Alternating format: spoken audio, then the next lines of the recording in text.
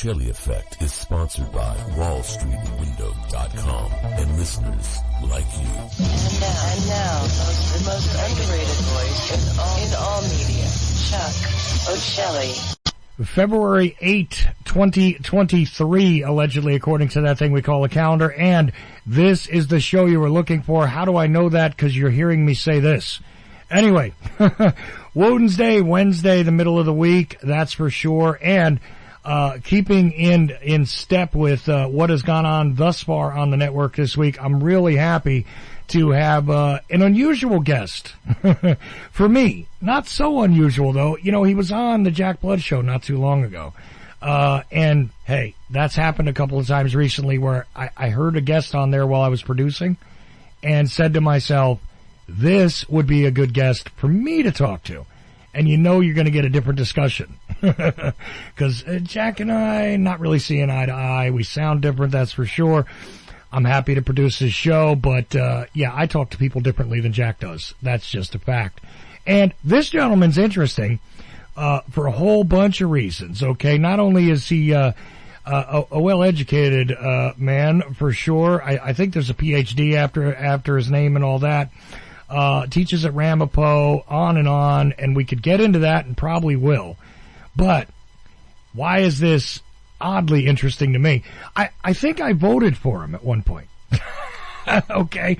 I lived in New Jersey, as you all well know, and you can tell from my accent. But anyway, yeah, I think I did. I'm pretty sure I did, because somewhere in the 90s, Murray Sabrin is with me. Murray, when did you run for governor around that time period in the 90s? It was 1997, and it was a great opportunity to get the libertarian ideas out to the general public in the state of New Jersey. And I became the first third-party candidate to achieve a milestone in New Jersey politics. We raised enough money to qualify for the matching funds from the State Election Commission. And it was a struggle, but we did it, and I was required to be in 3 debates with the 2 major party candidates, Governor Whitman, the incumbent Republican, and her Democratic challenger, state senator and mayor of Woodbridge, New Jersey, Jim McGreevey, who went on to win the governorship 4 years later. But I was there toe-to-toe, mano a mano, and discussing how we could make New Jersey a libertarian state.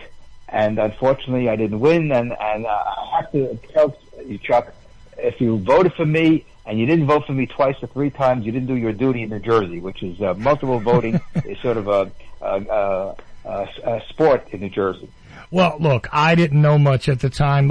Full disclosure, right? I was, let's think about this. I was 25, okay? And I was a musician in New Jersey.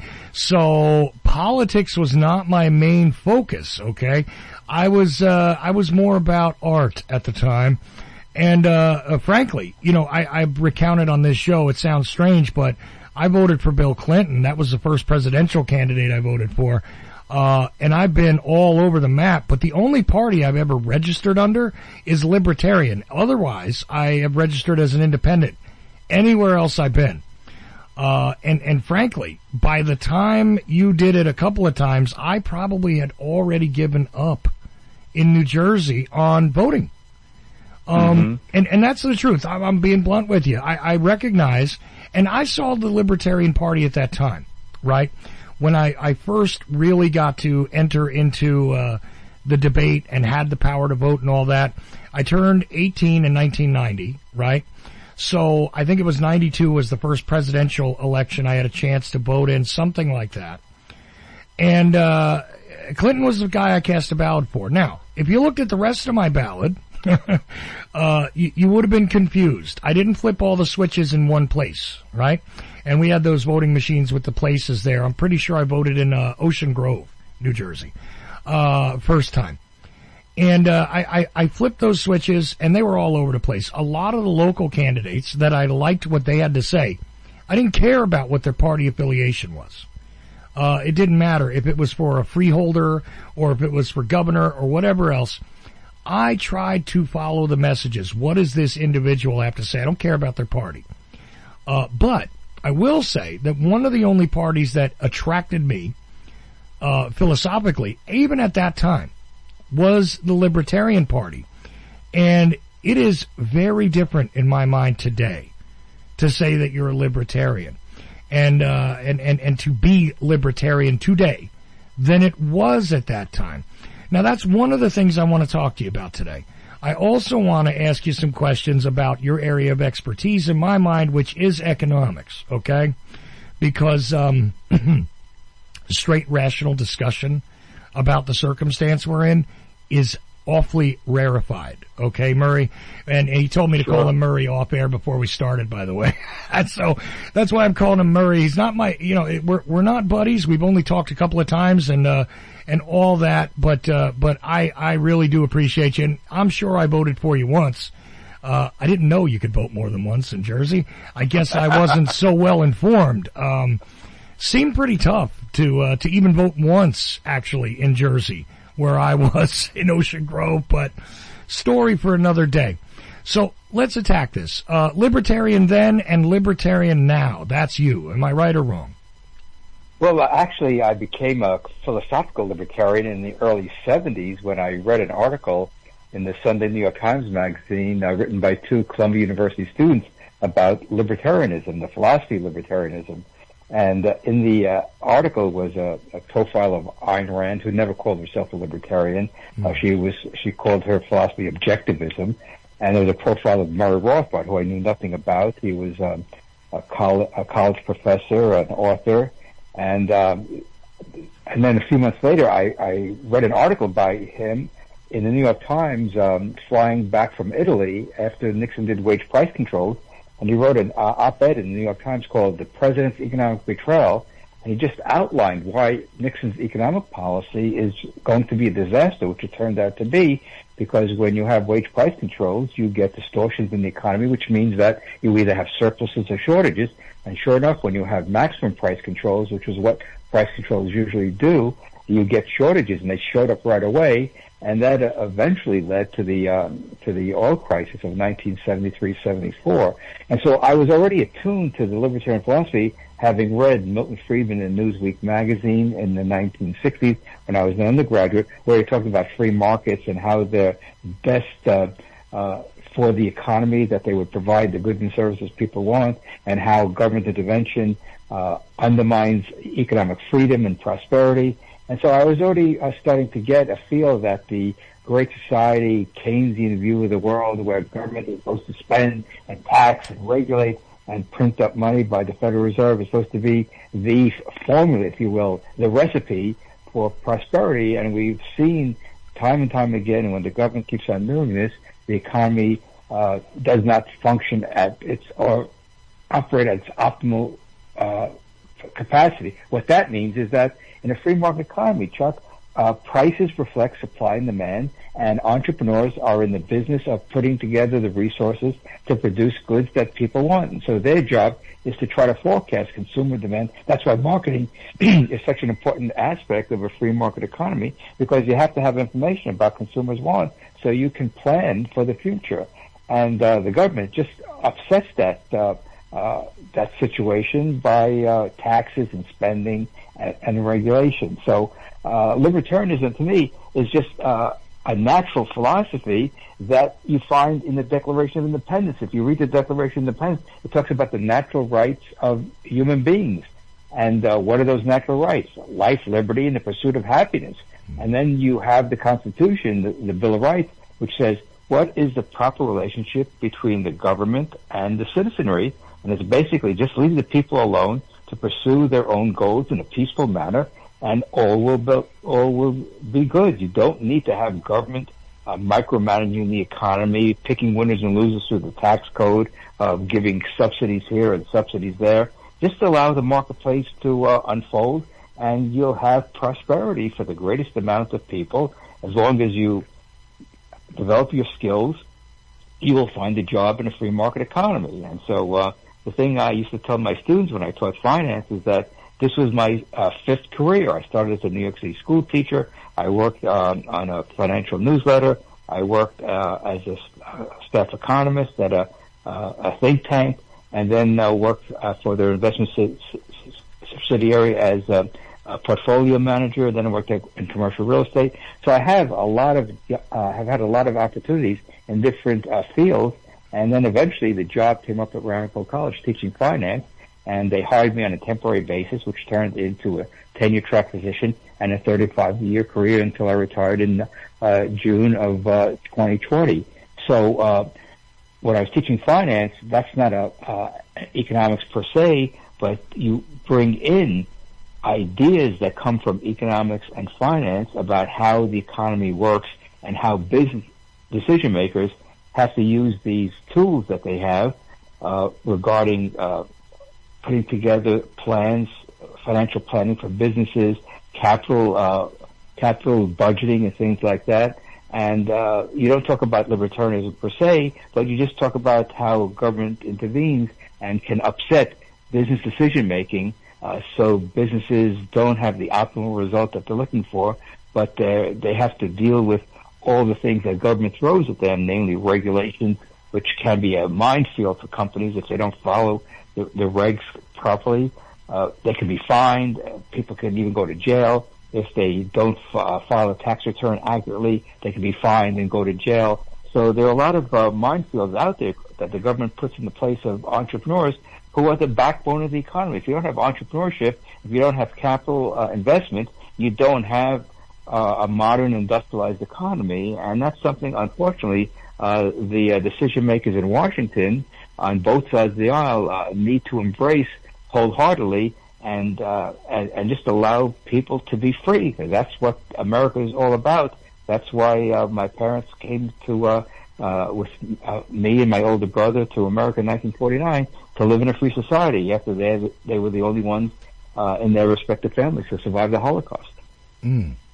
Well, there you go. I mean, a very concise and readily understandable way of explaining this. I really appreciate that because, you know, there have been many a person that I've discussed libertarianism with on this show, and frankly, most of them cannot articulate these things so well. So I'm going to ask you some loaded questions here, you know, as objectively as I can, because these are the things that, quite frankly, even political candidates, individuals who are businessmen, don't seem to be able to answer when I ask them. And if they do, they get rather upset about it. And I think that you'll be able to handle it in an academic sort of way. And none of this has been prepared, folks, by the way. Nothing was discussed ahead of time. So this is completely unscripted, what you're about to hear. And so I'm going to ask you a few, I think, are fairly challenging questions that I never get the answer to from someone who claims to be a libertarian. And I'm not saying that you're just someone who claims it. I'm saying you're somebody who lives it. But let's get there. Here's the thing. When I look at certain things in history, let's begin with the 1949 era, okay? And the building of what a lot of people call the middle class in America. And of course, there is a great deal of nostalgia for that time period. We'd like to return to it, etc. You know, look, a whole bunch of political campaigns have been based on let's go back to that time. Why? Well, it's interesting to me that in the post-war economic landscape, that there was some government intervention, that there was a bit of fluffing up of the economy, it seems like, and it seemed to go in a positive direction. Now, I'm born in the 70s, and any government intervention that I've ever witnessed for myself in my lifetime has resulted in, you know, some scale, somewhere on the scale of disaster, okay, one way or another. You know, as soon as I started to experience participation in money and life, what was I confronted with immediately? Stagflation, right? Born in 72. So as soon as I'm learning about money and how money works and things like that, I'm dealing with that, you know, ecosphere, if you will, of the economic experience here in America. As far as I'm concerned, there has never been a time where government intervention has worked, you know, and again, Nixon was president when I was born, you know, and the first guy I remember being president, honestly, is Ford. frankly. But anyway, here we are. What about that, though? Because some people argue that some level of government intervention, even you talked about regulations. Some people would argue that without some regulations, people would act completely irresponsibly. And I got to tell you, I sort of side with them in some cases, that many reckless things would be done without some level of restriction and regulation. Are you entirely for the removal of absolutely? Like, is it an absolutist thing with you? Or should it be an absolutist thing with someone who is embracing the libertarian philosophy? Should there be no government intervention or regulation whatsoever? Is the major question, I guess. Yeah, if you look at the history of regulation, it's always been done at the behest of some powerful business or group of people who want to get special privileges from the government at the expense of the general public. That has been documented from the beginning of the Republic, whether it was the banking sector, whether it was transportation, whether it was tariffs to keep out cheaper goods from overseas. Again, and this was done by a left-wing economist called The Triumph of Conservatism by Gabriel Coco. He was a historian, and he went through the progressive period, which was supposed to be an anti-business period where there was an uprising of the general public against big business, and he uncovered that the essence of the progressivism was big business was getting together to shaft the public by getting regulations that sounded like anti-business, but it was really the crony capitalism that emerged from the progressive period. And this has gone on in every sector of the economy. And then, for his credit, Jimmy Carter got rid of the airline cartels, the trucking cartels in the 70s, and that freed up the economy in the 1980s, and prices were coming down to the great benefit of companies and individuals. So again, if you look at the history of regulation, it really is an anti-public movement as opposed to an anti-business movement. And this is the revisionist view of regulation in the country. And by the way, we do have regulation in the free market. It's called contracts, that if someone breaches a contract, you can sue them in court for damages. And remember, in our system, you're innocent until you're proven guilty. So you have to go to court to show that you were aggressed against by whoever you have the contract with, that they didn't fulfill the contract, and you should be awarded damages for someone's egregious behavior. So again, the question of regulation and no regulation is there is regulation. It's called the free market and contracts. If people adhere to contracts, then everything is fine. When I bought houses over the years, you have a contract. Each party has an attorney, and you spell out the terms and conditions of selling the property, and everyone is satisfied. And if there's a breach of contract for whatever reason, you try to collect damages, or you go to court, whatever the case may be. So there's no, I think, conflict between good regulation, which is the free market, and bad regulation, which is the government. We don't need the bad regulation because, as history has shown, the government regulation is not done for the general public, but it's done for special interests. Okay. And there's a term for this. It's called regulatory capture. Whether it's in the pharmaceutical industry, whether it's in the oil industry, whether it's in the quote green industry, companies are getting subsidies because some group of Congress people are putting together a bill. They sneak into an omnibus bill, and this is what happened with Biden's $1.7 trillion omnibus bill. There's a lot of pork in there because people, the lobbyists, grease the skids for their clients, and that's what they're paid to do.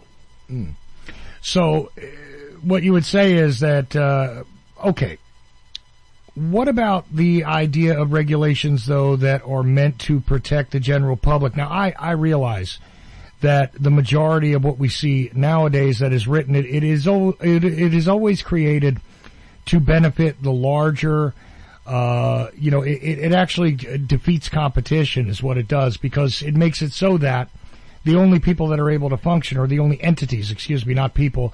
I get confused, because corporations are supposed to be people now. and all that. But excuse me on that. But I mean, the only corporations that seemingly get allowed to function are those that are in a privileged position, which is anti-competition at this time. But what about the general sort of ideas? Like, well, you know, we talked about Nixon there briefly. What about his creation of the EPA and the idea that collectively some sort of watchdog organization is required sometimes? I mean, because otherwise some people would be very reckless about the way they treat the environment. And then you have individuals having, you know, like, here we go. Let's take it to a New Jersey level again. You know, the issue with, like, say, a Ciba-Geigy, right? Because I lived in Toms River. I'm sure you're familiar with this and the chemical poisoning that they did of the water table. Now, theoretically, it would have been nice if government regulation had been in place to watch over that and not allow it to have happened in the first place. And theoretically, according to many people, it was. But we know what the result is, okay? And we know that there was a lot of damage done there.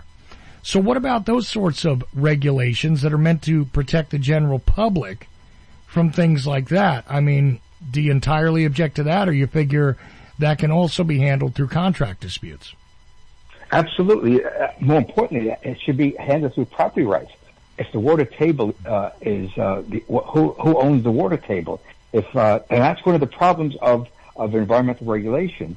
There was a great article, in the late '60s called "The Tragedy of the Commons," and the point of that article was that when you don't have ownership and you have sort of public ownership, if you will, where the government controls property or whatever, you get overgrazing of the land. And when you have property rights, the people who own the property have an incentive, because when you own something, you eventually probably want to sell it, and in order to sell it at a good price, you have to maintain that property, just as homeowners maintain their property, the roof, the sidewalks, the plumbing, the electricity, because eventually they're going to sell it. And so when we owned homes, we made sure that home was in good condition, because one day we knew we were going to sell it. So when it comes to pollution, it's basically an issue of trespass, because Ciba-Geigy trespassed on someone's water table, and therefore they're liable because they committed a tort. And they should have been sued up the gazoo to make the people whose water table was damaged and get damages for that pollution that they caused at the water table. So again, the free market has the mechanism in place. It's called the legal system to make sure that companies don't do these egregious activities. And Mr. Libertarian, Murray Rothbard, 40 years ago, wrote a great piece for the Cato Journal on air pollution and other forms of pollution from a property rights libertarian perspective, and it's considered a classic of libertarianism and environmental, for lack of a better term, degradation, of how the free market would prevent environmental degradation to better than government regulation. See, the only problem here, in my mind, and look, I'm not trying to be contrarian with you. It's just that these are the challenges I see. Sure. You know, so let's understand each other here about this. The legal system is not the most accessible thing to someone like myself, some other people in general. We don't always know how it works. We are not easily engaged with it, and quite honestly, you know, these larger corporations, as per usual, are able to hire better lawyers and almost, you know, seemingly like they own the legal system too. You know, try to sue a large corporation, even based on the idea that they've trespassed, they've done damage to your property. It's very, very difficult to achieve any sort of result because, first of all, the laws and all of these other, you know, ins and outs are so complex at this point that indeed a common citizen has a hell of a time taking it in and understanding what's happening in the first place. But I mean, if it was brought back to a more basic sort of idea, like you said, look, it's about trespass, it's about damage, you know, that should be assessed. But by the time it's so convoluted in our current legal situation, you know, I would love to hold up hope suing a large company that did something to my property or to me. But time and time again, I mean, we see that for the most part, either a small payment is made. I mean, whether it's a drug manufacturer or it's a chemical manufacturer or a car manufacturer, it doesn't matter. The bigger of the entity always seems to win. And well, what about that? I mean, because look, if you seek answers and restitution from the legal system, I mean, I throw up my hands. I try to avoid going into a court ever. Sure. Personally. So go ahead. Yeah, there are two things. One is if you see immediate threat or harm to your property, you go to court and get an injunction. And there are enough public interest law firms, there are enough lawyers who do pro bono work because some corporations don't have a very good reputation, and there are always people out trying to get these corporations to behave in a much better fashion. The other thing is you go to the newspapers. Newspapers love these type of stories. This is the muckraking that was going on in American journalism for decades, and they love to write a story about a company dumping toxic waste in a canal, like we had up in Love Canal in New York State, or other things, whether it's Ciba-Geigy in New Jersey, or companies with coal mines and whatever they're doing with the waste from coal mines. So there are enough people out there of goodwill who will be willing to pick up a story, especially when it's a compelling story, because the court of public opinion is very powerful. The last thing corporations want to see is bad publicity, because that is really bad for business. And Warren Buffett has a great quote: "Don't do anything that you don't want to see in the front page of the local newspaper." And that, to me, is what everyone should live by, because if you don't do anything, if you do something that ends up in the front page of the paper that is an egregious act of pollution or anything else, your reputation is hurt. You may lose business. You may lose work. And so transparency is the best disinfectant for bad behavior. See, it is, but given the current media landscape, I mean, you'll find that it's rather difficult to spread the word, because the local newspaper is almost an extinct species at this point in a lot of parts of the country. So you don't have the local interest like you used to, where you could maybe go and see a reporter in your very town that wrote about things that were happening in that town. It's very much been centralized, and it's become a lot more difficult as well. Look, again, I'm not trying to just be a contrarian here with you. I'm just putting forth that we have a situation that has incrementally, certainly over the course of my lifetime, I'm a little younger than you, done nothing but deteriorate. The fourth of state, so to speak, has become extremely weak and co-opted, and they are generally sponsored by the large corporations. I mean, I'll tell you that, try and get some word out that a drug company is harming people. Where are you going to go? Every network is sponsored by the largest drug companies possible. So they have a business arrangement that already precludes them from criticizing their sponsors. So there goes ABC, NBC, CBS, CNN, Fox News, depending on which corporation you're suing. All of those big major distribution points are gone. You don't have access to them. And on the local level, you have another problem, like I said, and it's over time. And I would say that the free market has clearly dictated that they're not as necessary because of social media and things like that. What about those institutions that used to be of local interest and all that when it comes to the press? I mean, because the free market, as far as I can see, has determined that they're no longer useful. I argue that they should be useful. They should be retained and kept in business, and I really wish they were, but unfortunately that's not the current landscape, right? I mean, a newspaper, sorry to say, Murray, but a newspaper is almost like, what are you talking about? Oh, one of those things that we used to have made out of paper? It's almost non-existent now. I know there's ways around that and everything else, but what do you think about that regarding this? Because you don't have the ability to really nail one of these large, try to go against an oil company or again, a drug company. If you can find somebody that's not sponsored by Pfizer and you want to tell them a story about Pfizer, I want to know where you went, because I don't know where they are. I'm glad you brought up Pfizer, because Pfizer has been getting a free ride given all the criticism about the so-called vaccine from around the world by prominent physicians and epidemiologists and other experts in the field. They've been shut out by the mainstream media, and the only place you can find criticism of the vaccine and the harm that it's done is on websites that have an open platform where people can criticize, whether it's SUBSTACK or Rumble or places like that, because Facebook and Twitter before Musk bought it out, and they would censor reports on contrary opinion regarding the Pfizer and Moderna drugs. Mm-hmm. So again, the mainstream media, which I grew up with in the 1950s and 60s, they've done a terrible job during COVID in not allowing the full expression of opinion on a very important topic, namely COVID, and what are the alternatives to the shots, and what are the protocols that would be better suited for individuals, whether it's hydroxychloroquine or ivermectin or other protocols that doctors around the world have been using with no side effects. So again, we don't live in a perfect world. Human beings are imperfect, so our institutions are going to be imperfect. Mm-hmm. And so we can't expect the government to make that better, because government is the most destructive institution in the history of the world, given how many people have been killed by governments in the last 200 years. It numbers into the several hundred million.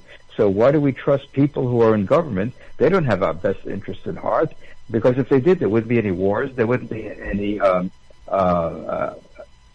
onerous taxation or regulations, but they are in bed with the special interest, and as I pointed out, this has been going on since the beginning of the Republic. So what we're seeing today is nothing new, and that's why you need a vigorous press in our country, but the press has been in bed with big tech and the government for the last 10, 20 years, and that's why people are frustrated, and thank goodness for the internet, where you can find alternative views on a whole host of subjects, especially war and peace, and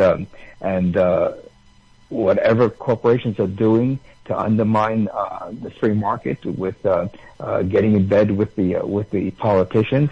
And so I love to read articles about uncovering bad behavior by corporations, and how the politicians are there for life for the most part, raking in campaign contributions and having enormous power over the economy. And that's not what they were sent to Washington for, is to rule over the American people. They were there to serve the American people. And from my perspective, as a libertarian, the best way to serve the people is don't do any harm. Just as doctors are not supposed to do any harm with the Hippocratic Oath. We should have a Jeffersonian oath. Don't do any harm with your rules and regulations and your laws. And that's not what's happened in America. Well, the law has been used as a weapon against peaceful activity. And that's the thing that upsets me, because I know where this could lead if it doesn't stop, because we've seen authoritarian societies come about initially from very small regulations and rules and mandates, and then it just grows like a mushroom in the forest, and then one day we wake up and all our liberties that are guaranteed to the people under the Constitution are gone. Mm. Yeah, well, look, this network and my show both also removed from YouTube because of criticizing the air quotes now, people, vaccine.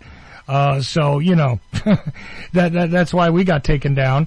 And that's what they will do, because, again, the larger platforms, just like, you know, your Facebooks and everything else, this is what they've done. And you mentioned a few alternative sites, but constantly there is a struggle with this, because trying to get out information, or even making statements like I did, apparently, this is a no-no. You know, I can do it, though, because my website, it's my broadcast, I own it. So there you go.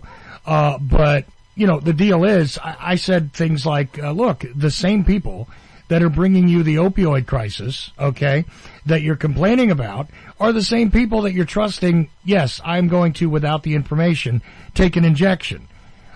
This is exactly who you're trusting. Johnson & Johnson in particular, everybody forgets, they were in the mix here. They were one of the 3 authorized, right, under emergency authorization. But Pfizer, I mean, I can sit here probably for the next 2 hours and read you a list of things that Pfizer has put on the market that did damage to people. And, I would just say, at the very least, you're not dealing with a trustworthy entity that is also looking to do no harm. And I think that not enough people are knowledgeable about that. And yet they're the leader here in this country for this thing that you're supposed to accept sight unseen and allow it into your body, into the bodies of your family, because it's allegedly your public, duty to do this. You're going to kill grandma, you're going to kill your neighbors if you don't take this shot. And I wasn't even being extreme about it. In my mind, I mean, other people have called it a Holocaust. I have not said that myself. I don't disagree with people who say it, but I'll tell you, I haven't said it myself. I just say, question it. And they kick me out. They shut me down. So my point is that it is very difficult. You have to search for information. I'm sorry, I got on my soapbox for a minute instead of asking you questions, but I think it's a worthy thing to bring up here because it is not working. The free market right now, and I want to know if you disagree with me. The concept, people go, well, look, this is a free market. Not right now, it isn't. I don't believe so. In the smallest way, I don't believe so. I think you used the proper term already, which is crony capitalism, not really truthfully capitalism in progress here. This is not the situation that we're in. Or do you disagree with me? Well, we know that it's not the free market because what industry has immunity from liability because their product may harm people? And that's what the drug companies get, and that's what Pfizer, Moderna, and Johnson got with the so-called vaccine. Right. So again, here's another example of crony capitalism, special privileges, of anti-free market approaches to pharmaceuticals. And I do my due diligence when this vaccine came out, or they were planning it, and I spoke to a lot of people. I attended webinars. And from what I was able to glean from all the reading I did and the people I spoke to in the medical profession, there was no need to take this so-called vaccine because vaccines take years and years to develop. And besides, why do you need a booster a few months after you take a vaccine? Mm-hmm. I got the polio vaccine in the 1950s. Never had a booster since then. So that's nearly 70 years ago. And the whole concept of government involvement in medicine is the last thing you want in a free society because they can, as we saw, there were mandates to taking this, or you lose your job, or you can't serve in the military. And this, to me, is anathema in a free society. That this was an illness that basically attacked elderly with comorbidities. Young people should not take the vaccine. They have pretty good immune systems, and so the whole thing has been a total disaster because when the swine flu came out and they had the vaccine for it, and people were dying immediately, they took it off the market. And now there are estimates of tens of thousands of people may have been seriously injured and died from this vaccine. So I think we're seeing how government and the pharma are so closely intertwined, and the media are not allowing any dissent from the narrative, the party line, if you will, from the government and big pharma, because they tell us that it's safe and effective. Well, if it's safe and effective, my argument would be, if I get an illness, would you compensate me for my illness, or will you put money in my estate if I die from the vaccine? And if it's effective, why are people getting COVID after they get the vaccine and boosters? So basically what they're telling us is not correlating with reality, because people have died who've had the vaccine, and people are still getting COVID with the vaccine. And now we're seeing hospitalizations occurring from the vaccinated, not the unvaccinated. Right. And when Joe Biden said this is a pandemic of the unvaccinated, that to me is just so stupid that I'm just wondering who's feeding him these lines, or is he ad-libbing this? Because that's probably one of the dumbest statements I've heard from an American president in my lifetime, and yet the media are not calling him out on it. And it's frustrating for those of us who have been around a long time and have seen politicians lie to us consistently since Eisenhower said the YouTube plane that was shot down by the Russians, the Soviets, was not a spy plane back in the 1950s. And so they lied us into war, whether it's Vietnam or the Gulf Wars. They keep on lying to us over and over again.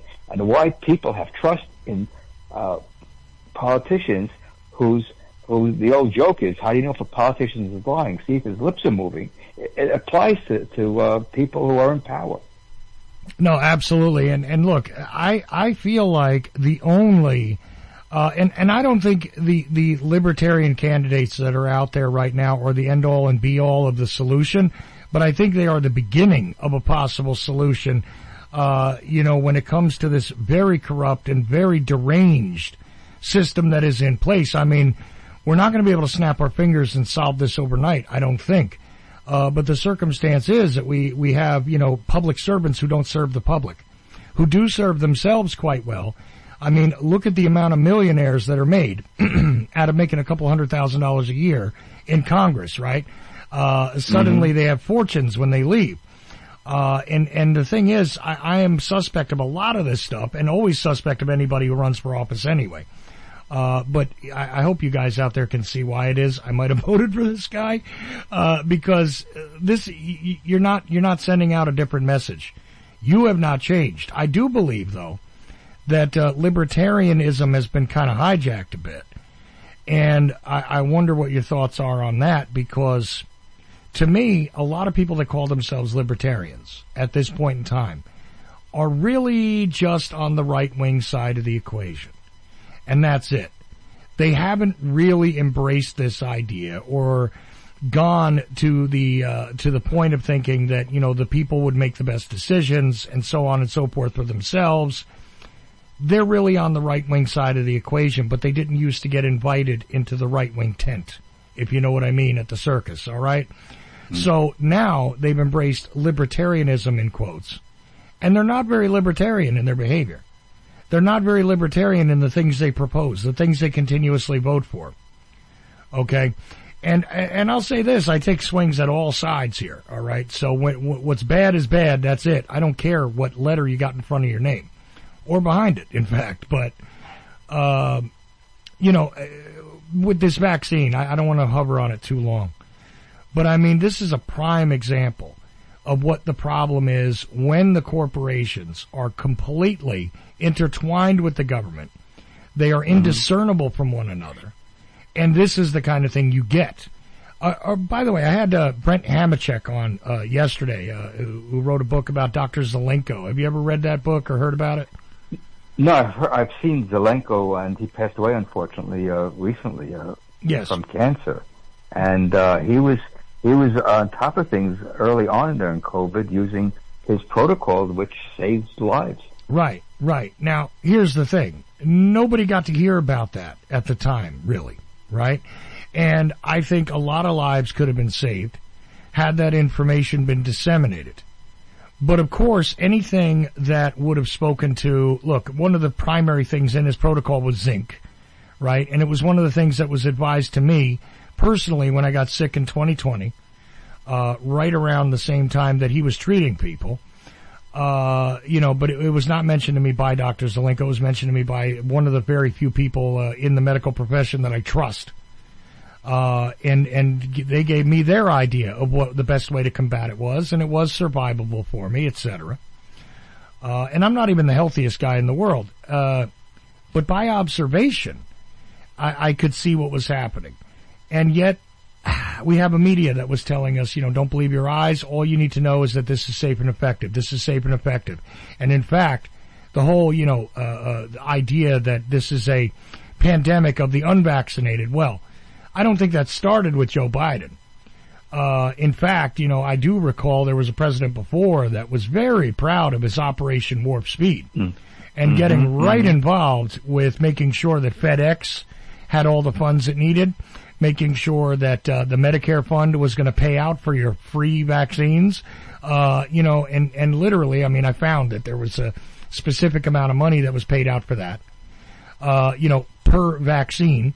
So a blank check almost written to the 3 major drug companies that were involved. Also plenty of money given to Federal Express, UPS, private shipping companies to make sure that they could get this refrigerated concoction out to people. And I saw the fully mechanized, I mean, people misquote all the time, Mussolini regarding this idea, because it's a specious quote about the corporation and the government being in bed together. But the concept is sound. That's what I saw. And to me, that is more akin to fascism than it is to a free market. It is more akin to fascism than it is, God, I hate to even say it, a democracy, a representative republic. I don't care how you want to categorize it. That's not what we've seen over the past couple of years. By all means, take issue with anything I just said. No, you're absolutely right, Chuck. We are living in a semi-fascist society. In fact, there was a book published nearly 50 years ago entitled America's Emerging Fascist Economy. And it was spot on, talking about all the regulatory agencies where business and government get in bed together. That's the essence of fascism. That's the definition of fascism, where there is a marriage, if you will, of business and government. And since businesses have the resources, they can basically help elect whoever they want to, whether it's senators, representatives, or even presidents. And so even though we have campaign finance laws, they have a network of people that they can tap to donate money, use super PACs that puts a lot of money into campaigns. And so when I look at the landscape today, I see basically a corrupt government that Democrats and Republicans both participated. And let me give you the essence of my 97 campaign when I spoke to a group of students at Rutgers and talked about what libertarian ideas would do to the state of New Jersey. I spoke for about a half hour. It was a class taught by a Republican and Democrat consultants, a political science class. It was a class of about 80 students, as I recall. And I gave a half-hour presentation, and at the end of my talk, a student in the back raised his hand. He says, Dr. Sabrin, you say you believe in limited government, personal responsibility, and free enterprise. What makes you different than a Republican? I said, I mean it. And that, I think, is what the students really appreciated, because they broke out in laughter, and that's what I put in the preface of my autobiography about the 97 campaign and the years that led up to it. Because I've heard Republicans sound like libertarians. In fact, when Nixon was running for president in 1968, people were whispering that he's really a libertarian, and that when Reagan ran in 1980, they say he's got a lot of libertarian ideas, and so on and so forth. But even Reagan couldn't reduce the size of government. He campaigned on getting rid of the Department of Education and Energy, and they're still around, and they're causing havoc in education and in the energy sector. And so you look at the federal government and you look at the Constitution, and you see there's a big disconnect between what the Constitution authorizes specifically and what the government spends the money on. Unfortunately, the courts have used the general welfare clause of the Constitution to say the government can spend money on basically anything. I mean, if they wanted to subsidize diapers or subsidize, I don't know what, gym classes for people, they could do so because it's the general welfare.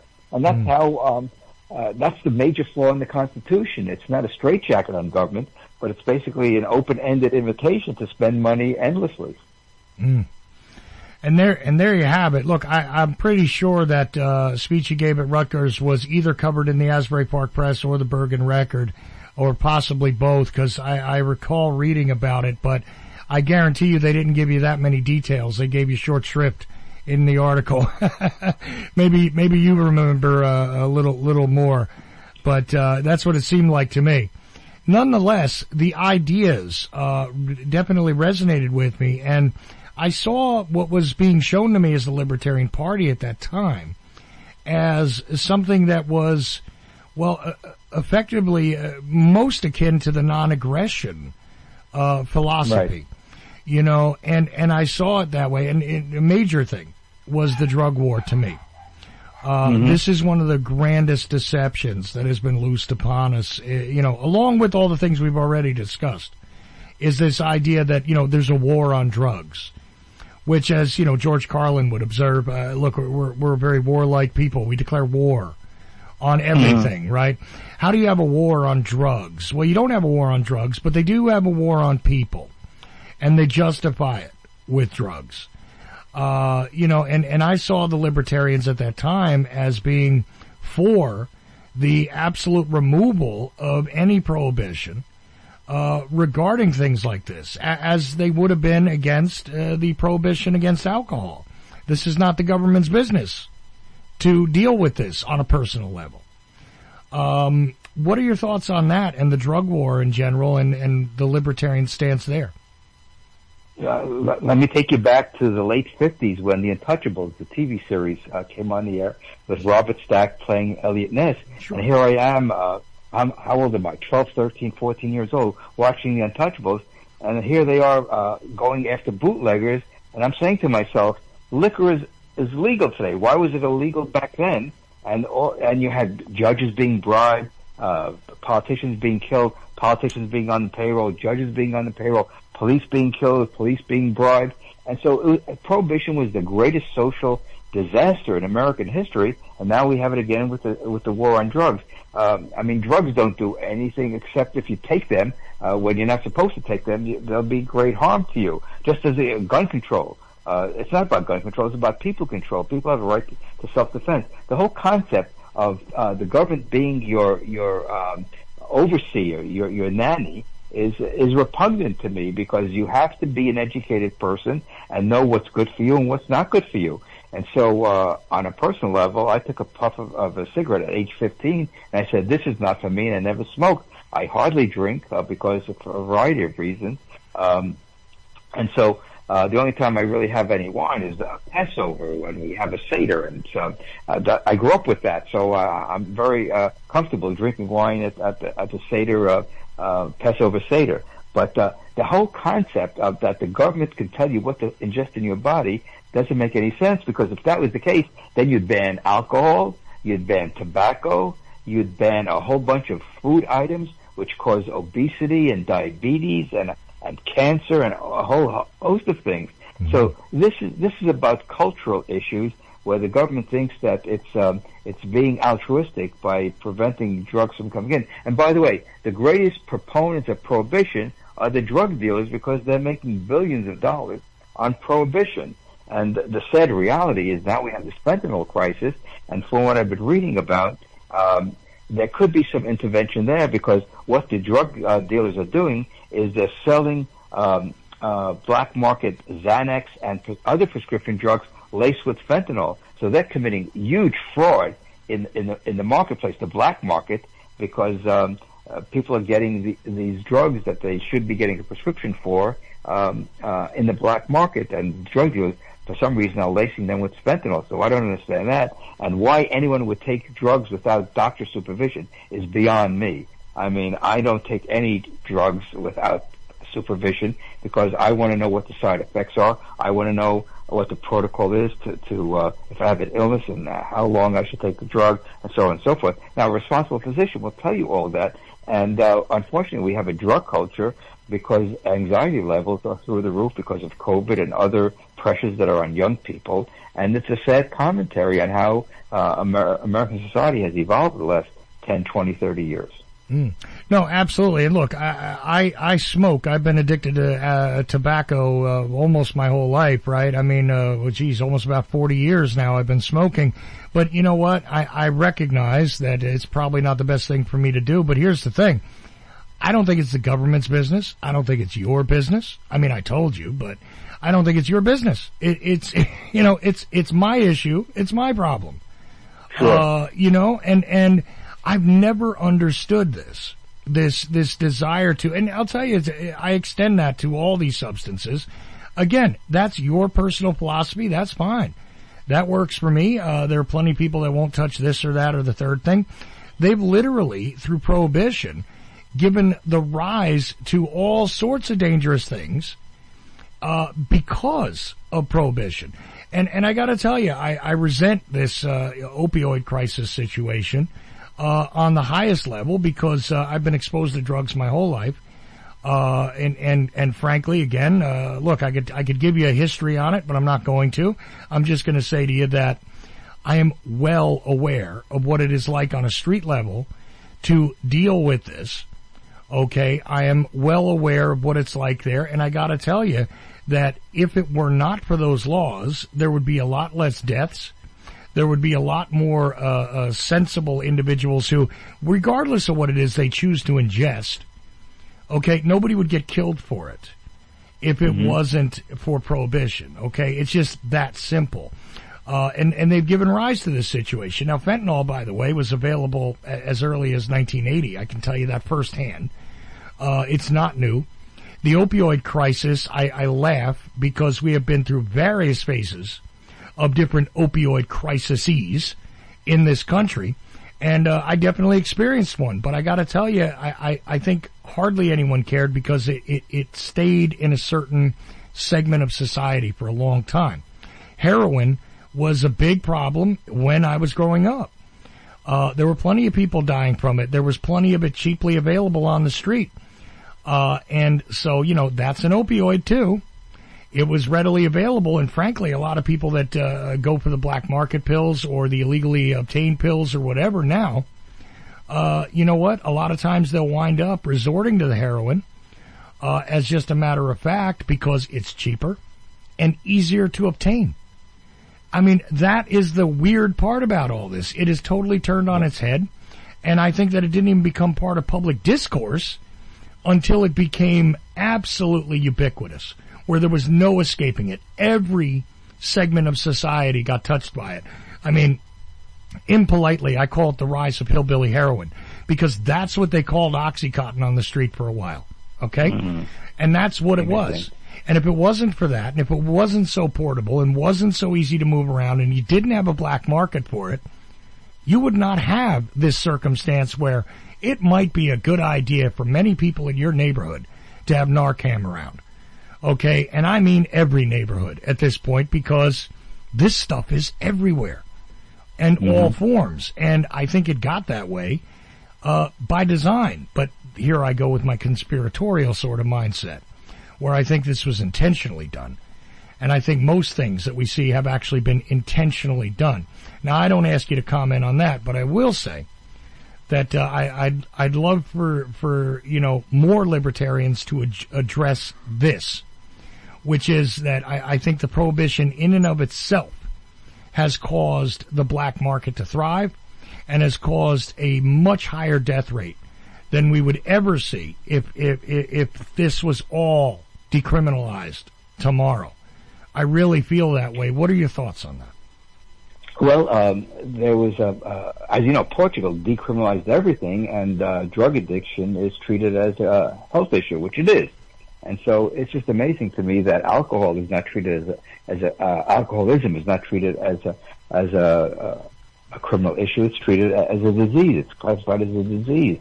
So again, this is part of the cultural antagonism we have in this country that really dates back to the 19th century when the progressive period got started, because one of the things that they wanted to do was to ban alcohol, because they thought it was sinful to drink excessively because it clouded your mind and you couldn't be a productive individual. So if you want to see the roots of prohibition, you really have to go back to the progressive period, where they had this view of the world that the government was supposed to instill virtue in the citizenry. That is the essence of prohibition, that the citizenry is weak and that the government's going to come in and make sure that people behave properly.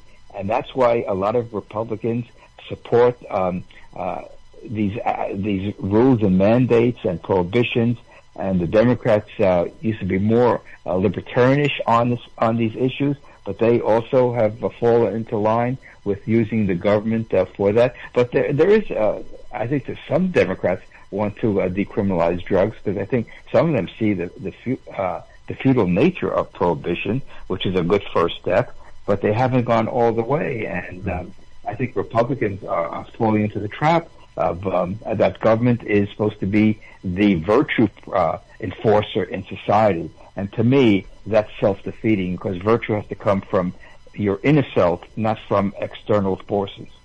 Exactly. And I'm going to take a break here real fast and continue to talk to Murray Sabrin on the other side. I'll see how long I can keep him for, but this is a very solid conversation that I'm appreciating quite a bit, and I hope you guys are too. By the way, Murray, I don't remember seeing a virtue police clause in the Constitution. Did I miss it somewhere?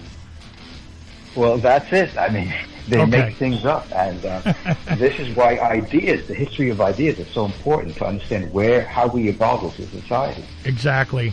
Anyway, stick around. The Ochelli Effect will return after this.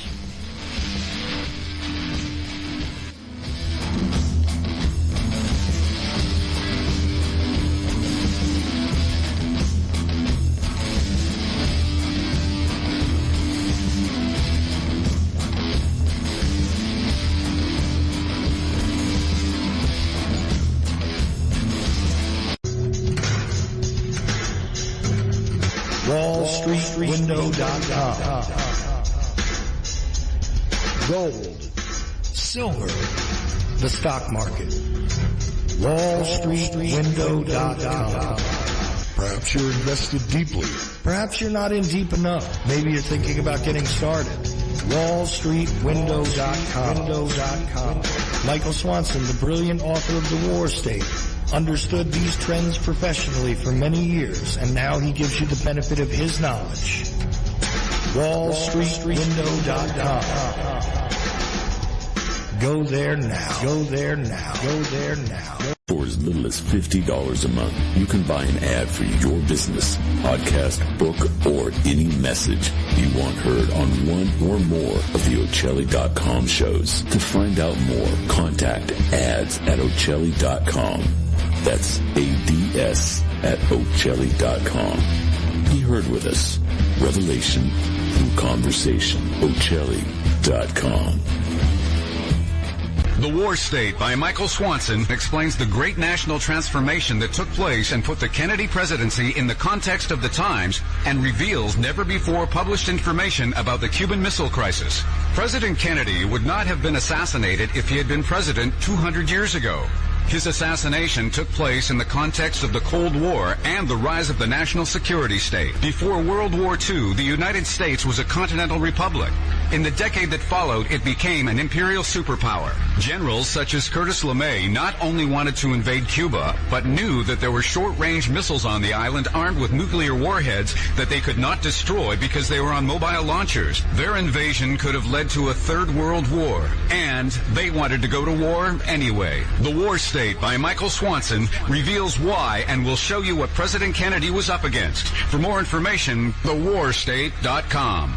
Go ahead, caller. Yeah, I'm interested in the truth about the JFK assassination. Right. Well, what do you want to know? Judy Baker's wild claim, Oswald girlfriend, she knew Ruby and Barry, cancer weapons. Really? I imagine I could claim I have 4 wheels. It doesn't make me a wagon, but okay. Oswald was on the kill team and trying to prevent the murder of John Kennedy. Come on now. Has a real expert on the JFK assassination looked into her claims? Go to Amazon.com, enter Judith Baker in her own words. You'll get results for a digital copy of a book where Walt Brown utilizes her own words and the known evidence in the case to get at, well, a different perspective, let's say. You can get Judith Barry Baker in her own words from the author himself, signed if you request it by contacting Dr. Brown at KIASJFK@AOL.com. It's a fun book, and it actually dissects the many, many fantastic claims. Judith Barry Baker in her own words. Thank you for all the great information. Ochelli.com. Revelation through conversation. Bad prophet of the airways. I am here every Thursday, 3 o'clock to 5 o'clock Pacific time, right here on the Ochelli Radio Network, which is really one of the most, I think it's the gem in the landscape of media today. Please donate, buy a coffee and some smokes for my man, my producer, and the owner of this network, Chuck, today by donating at Ochelli.com. Keep it alive. Keep it alive. Ochelli.com. Revelation through conversation.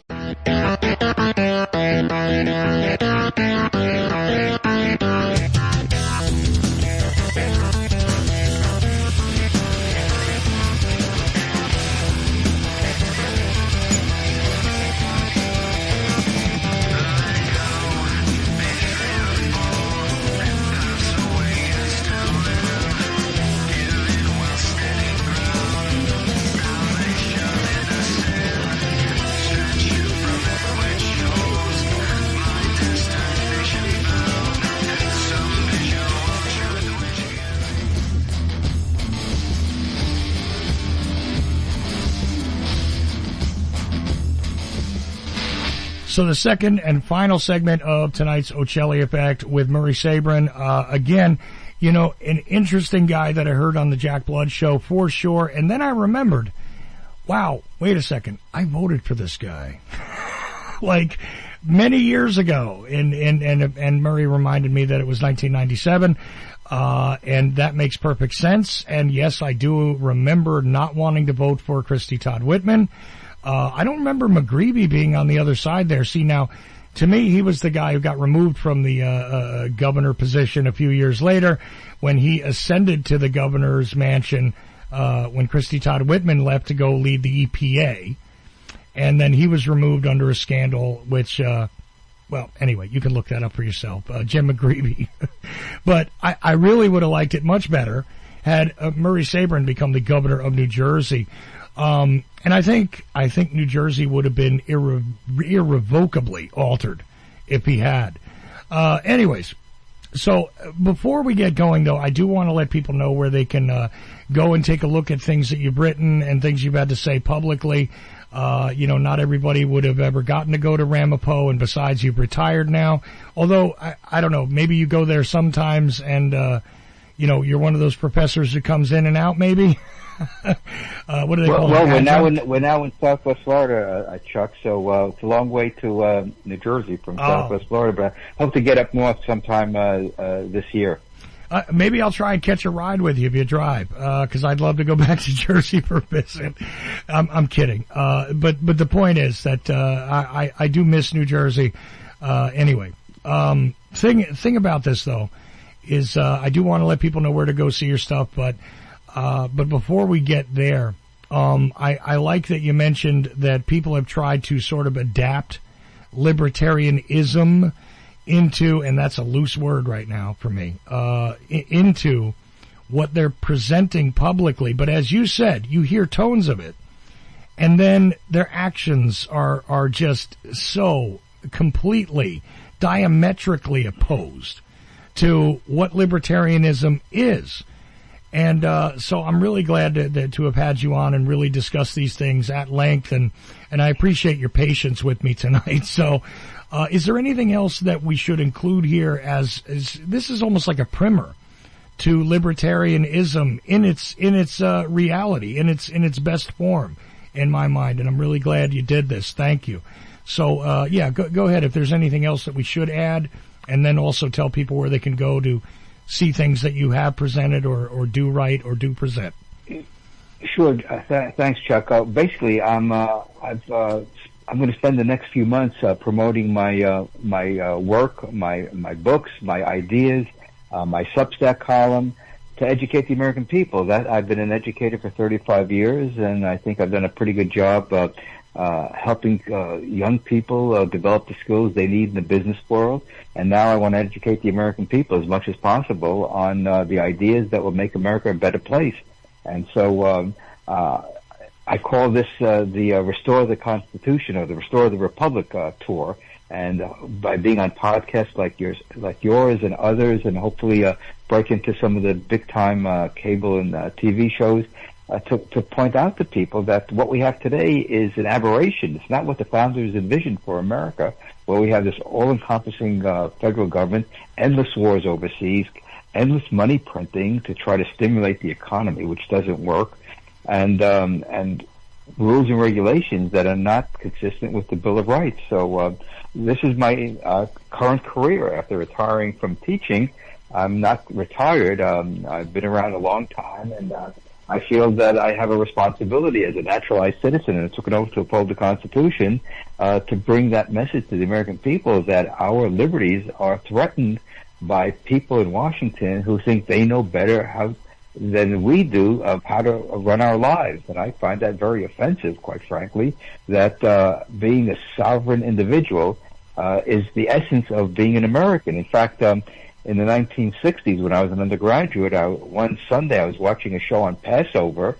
It was a religious program on ABC News, Channel 7, WABC, and they interviewed a rabbi, and he said the essence of Judaism is the sovereignty, the sanctity of the individual.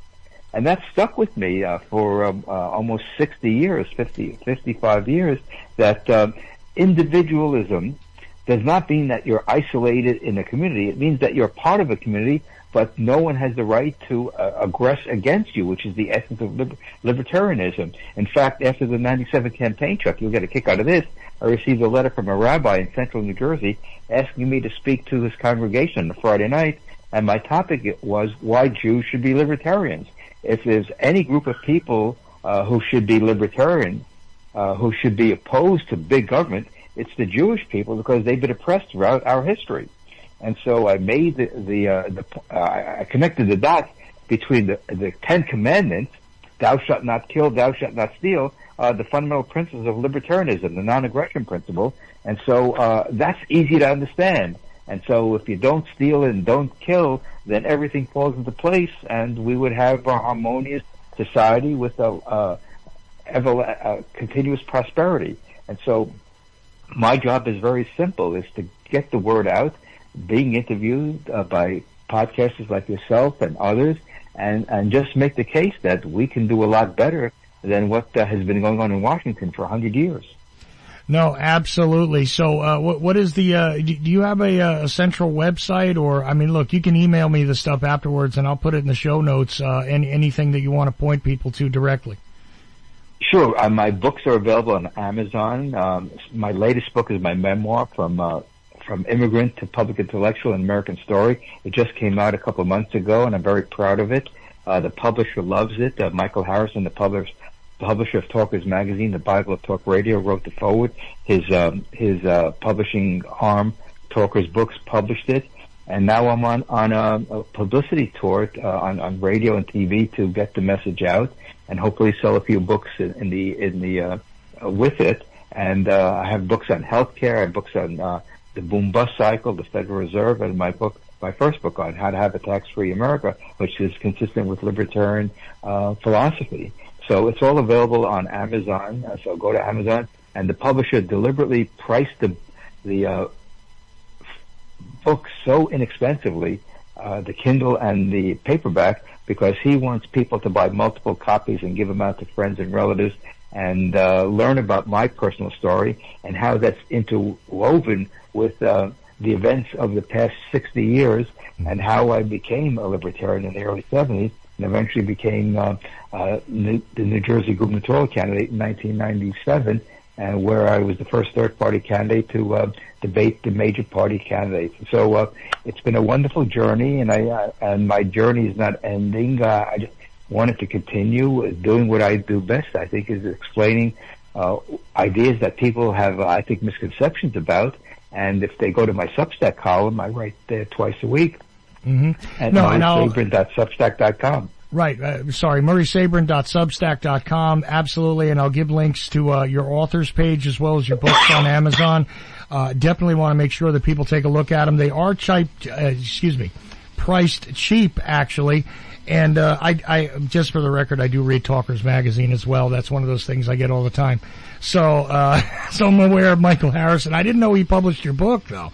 But that's great. And I really want to make sure that we can have another discussion, actually, be a little more specific about your personal story next time. What do you think? You willing to come back? Oh, absolutely, Chuck. I mean, this is my career now. My career now is to educate as many Americans as possible. And since it's a large country and so many podcasters and TV and cable shows out there, hopefully I can do this for a long, long time, because being in the classroom was my high, if you will. It was great being in the classroom, interacting with young people and teaching them basic skills and teaching them about the financial history of the United States, which they absolutely loved the course, because it was a fun course in learning about how American society evolved from the lens of finance and economics. Absolutely. Murray Sabrin again, and I'll give you guys all the links in the show notes. Stick around. I'll be right back, actually, with Mike Swanson on the Ochelli Effect. Stick around.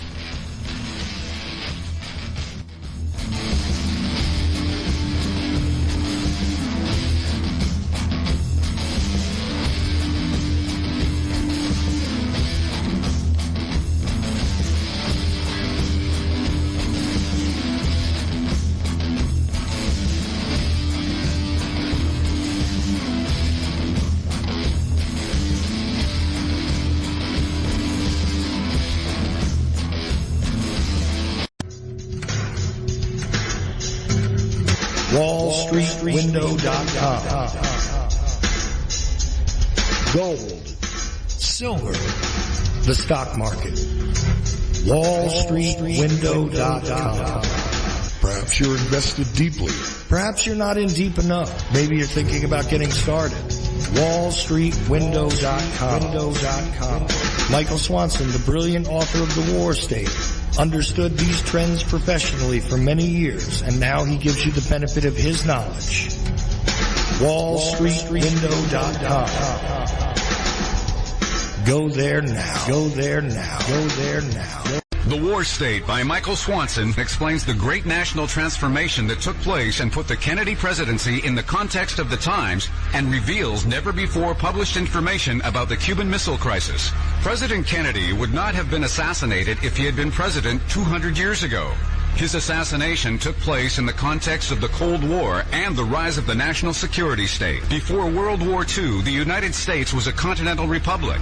In the decade that followed, it became an imperial superpower. Generals such as Curtis LeMay not only wanted to invade Cuba, but knew that there were short-range missiles on the island armed with nuclear warheads that they could not destroy because they were on mobile launchers. Their invasion could have led to a third world war, and they wanted to go to war anyway. The War State by Michael Swanson reveals why and will show you what President Kennedy was up against. For more information, thewarstate.com.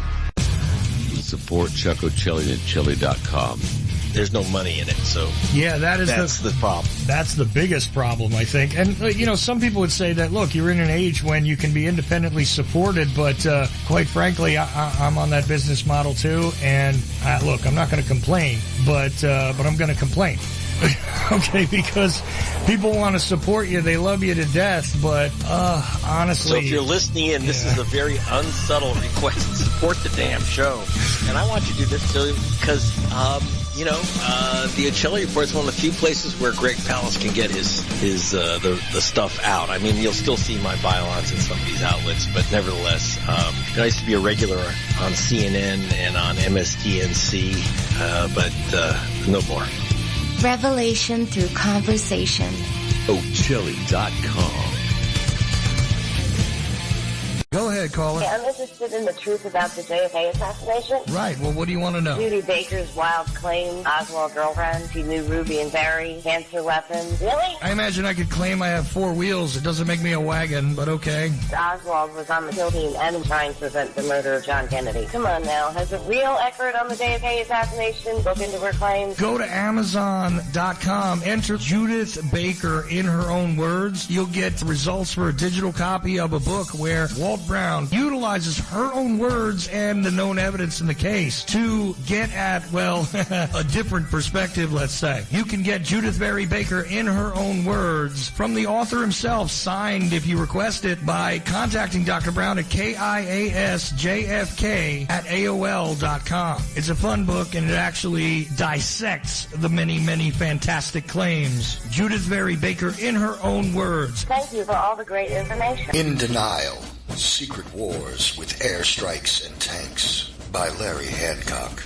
Secret wars became a staple of U.S. covert operations and are still happening today. Larry Hancock's book, In Denial, rips the cover off many of them. Using new files, it exposes things about the Bay of Pigs that no one has ever written about before. It shows why it really failed and why the United States did not learn from it. Secret wars became a staple of U.S. covert operations and are still happening today. It also shows why other countries today are doing secret operations with more success. This is the book that puts what some want to deny into the light. In Denial, Secret Wars with Airstrikes and Tanks. Larry Hancock. For more information, go to larry-hancock.com. Pick up your copy of In Denial at Amazon.com in digital or physical form. Do you like history? Real history that you were never taught in schools? Why? The Vietnam War, nuclear bombs and nation building in Southeast Asia, by author Mike Swanson, with new documentation never seen before that'll open your eyes to events that led up to this. Why? The Vietnam War, nuclear bombs leaders in nation building in Southeast Asia, 1945 through 1961. Get your copy today at Amazon.com. Why? The Vietnam War by author Mike Swanson. Ochelli.com.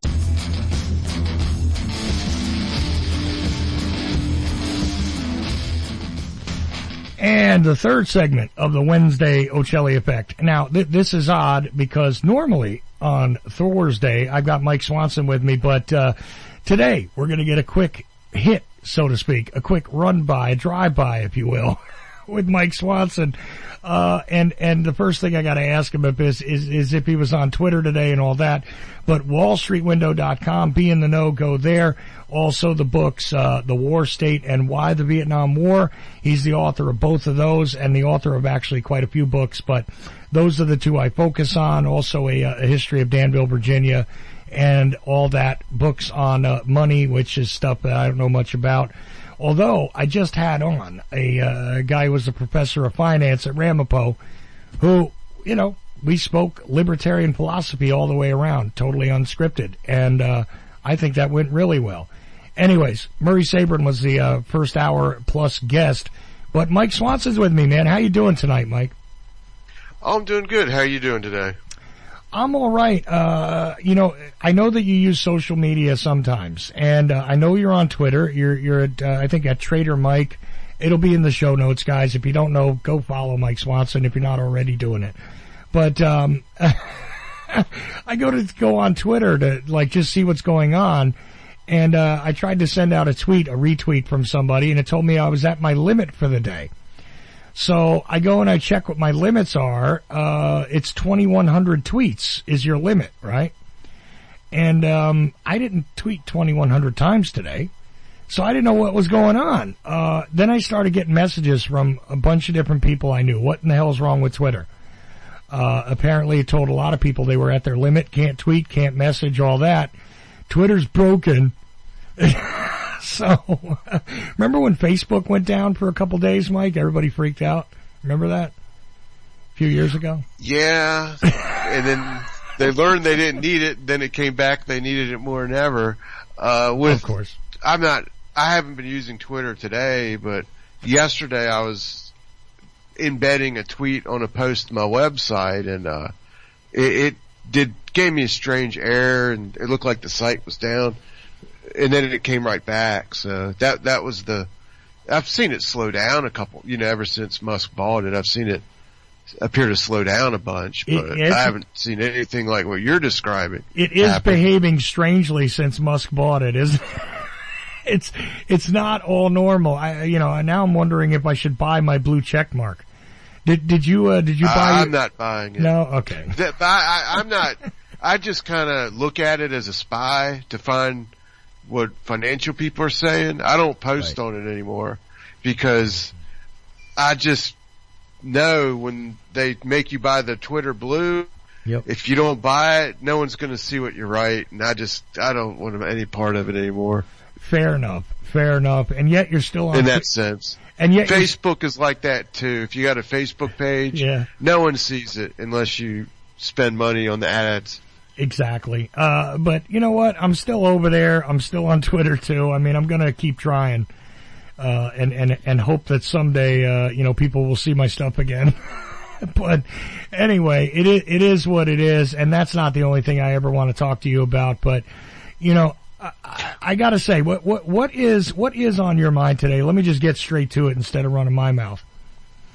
Well, I read, John Newman's newest book, most of it last week. It's called Uncovering Popov's Mole. And I want to touch on something interesting in it that I read. Okay. And at the moment, I'm reading another book called The Kennedy Withdrawal, which may be worth talking more about next week after I finish it, but it's basically claiming that the withdrawal is a stunt or something created for politics, and Kennedy didn't really mean it.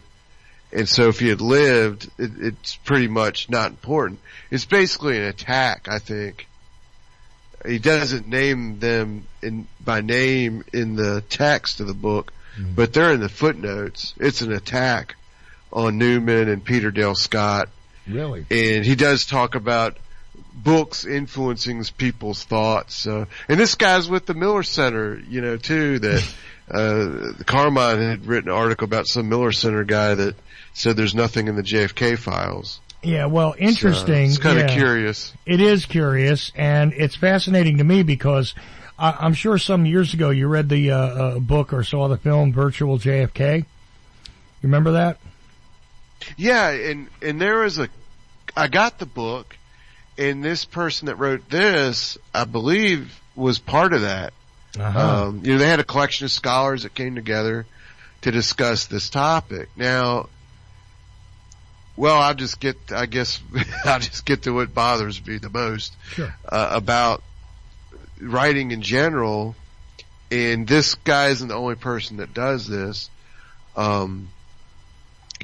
I personally have a problem making claims of what Kennedy would have done if he had lived, because, it's a counterfactual. There's no way to be 100% sure. And also, I don't think, I think it's important enough just to know what he did before he died. And see, now here's an interesting point of discussion, right? A lot of people talk about, and I even talk about what would have happened had he lived, right? And I'm under the belief that we would have withdrawn from Vietnam, but my belief is based on the fact that he had issued an order to do so. You see, and I just see that as a hint at where it was going. Now, does that mean that potentially it could have been, done temporarily, or there might have been another change of heart? It's not as though American politicians have not flip-flopped on an issue literally, not just through rhetoric, but through their actions before, right? So it would not be an insane idea to say, look, he might have wanted to appear as though he was coming out and even came out of Vietnam and then returned to it. Or maybe the withdrawal would not have been completed, et cetera, et cetera. You could speculate on this all day, but I see the order as a withdrawal as logically leading to us withdrawing by the end of 65. I mean, no, I think you're correct. I just personally am not interested in. I'm contemplating writing another book and what topics I might write about. Right. And Newman's written a book all about this, that makes that claim. The whole book's based on that. And this book here is like trying to refute it. And I'm not planning on writing a book based just around this argument. I'm not interested in it, but in doing that. But I think it's undeniable, and this person's not really denying it, that when Kennedy was president, the policy was that they were going to train the South Vietnamese, and it was a limited commitment, and it was scheduled to end. Right. By 1965, and obviously he died, and the policy was changed. Right. And I think, I haven't gotten to the point where he explains the change in the policy under LBJ. This book, he's got arguments about that, so I'm curious to see what he has to say. And there is always new information, and I've seen one or two things already that are new and interesting in this, but you and I encountered this argument even when we were looking at that wholly boring documentary, right? Oh gosh. That thing was putting both of us to sleep, and we're interested in the subject. Really bad. Ken Burns, God. The whole argument throughout that documentary was repeated like a mantra. Look, don't blame LBJ for Vietnam. Kennedy started it, basically. And, LBJ just had to kind of go along with it. He was almost like a passenger, not responsible for setting policy, so on and so forth. And I mean, that was the general message, as I remember, in the Ken Burns documentary over and over again. I mean, do you remember it the same way? Yeah, and that was really kind of ridiculous. It was. I mean, it's facts. Kennedy died. I'm just going to put I'm going to put the facts out. I'm not going to make a conclusion. Sure, go ahead. Kennedy died. Mm-hmm. NSAM, was it 273 was issued? After his death, 273, yeah. After his death. Now, it was prepared before his death. Yes. Signed afterwards. Yes. But what I believe is more important than even that is within a day or two after the assassination, the morning after the assassination, Jay has a phone call, as you know, with the FBI director Hoover. Hoover tells them that they have evidence on Oswald, but the person that went to Mexico and said they're Oswald could be an imposter. Right. Well, after that phone call, he meets with John McCone and McGeorge Bundy, and he's shown evidence John that we McCone, now know. Yeah, John McCone. False. John McCone was the head of the CIA for the listeners at the time. That's right. Mm-hmm. He shows cables that they've gotten from CIA cables and so forth immediately after the assassination about Oswald having met a Cuban in Mexico City who a witness says gave him money. And this is a visit where he supposedly went to the Cuban and Soviet embassies and had a contact with the KGB officer in charge of assassinations, which Hoover told him the phone calls don't match Oswald's voice. He calls later at this embassy and it doesn't seem to be his voice. But regardless, we now know that within a week, the FBI debunks this story about Oswald getting money from a Cuban. They debunk it. The CIA then debunks it. But more importantly, soon, within days after the assassination, LBJ has a meeting with Desmond Fitzgerald, I think McGeorge Bundy. It's like a National Security Council meeting. Mm-hmm. Fitzgerald is CIA, high up in the CIA, mid-level person, but he's overseeing, in Washington, their Cuban operations. He's one of those people. And he tells them gives them an update of what's going on. And LBJ shoots down the idea of doing anything more with Cuba. We're not going to do anything. No more. He doesn't even want to hear it. It's over. He basically tells them. And then he sends a memo to the Joint Chiefs of Staff telling them that the number one priority for foreign policy is victory in Vietnam. Right. Not helping the South Vietnamese build a country, or helping them train to, take the war, to win themselves, which was what the policy was when Kennedy died, but victory. Right. And it's the most important priority. Kennedy never said that about Vietnam either. And what happens? Well, it does become the most important foreign policy issue, period. Right. From then on, until 1975. So, yeah, these are new policies.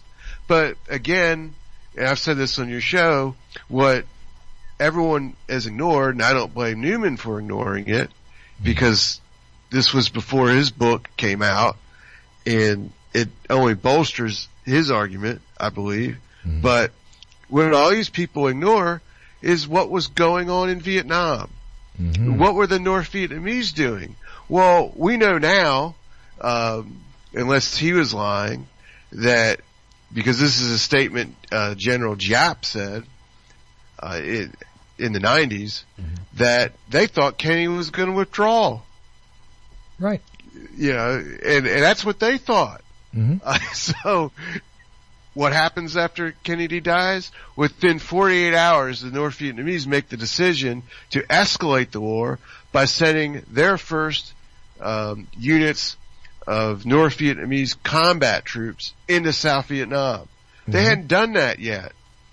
They were only supporting the insurgents, the so-called VC. Right. But after Kennedy dies, within 48 hours, they make the decision that the United States is going to escalate, and we now must beat them to the escalation by sending people down and trying to win as quickly as we can. Right.